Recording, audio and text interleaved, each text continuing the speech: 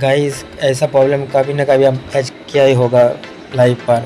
आप कोई भी ब्राउज़र पे काम कर रहे हो, अचानक से कुछ टैब कट गया है या पूरा ब्राउज़र ही क्लोज़ हो गया है, तो आप बहुत प्रॉब्लम में पड़ जाते हो।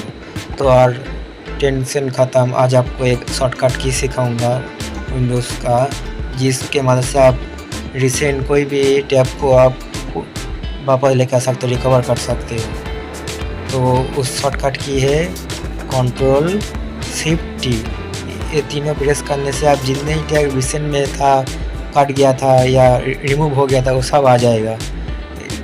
चाहे वो कितने भी टैब हो, 1 हो 2 हो, ये पूरा 6-7 जितना टैब क्लोज हो गया था पूरा वापस एक साथ आ जाएगा। अगर ये ट्रिक आपको अच्छा लगा, पसंद आया, आपका हेल्प हुआ, तो मुझे सपोर्ट करिए, इस वीडियो को लाइक करिए, मुझे कमेंट करके बताइए आपका काम कर रहा है कि नहीं, और मेरे इस चैनल को सब्सक्राइब करिए। और आगे कैसे वीडियो चाहिए वो भी कमेंट में बताना। Thanks for watching, thank you guys.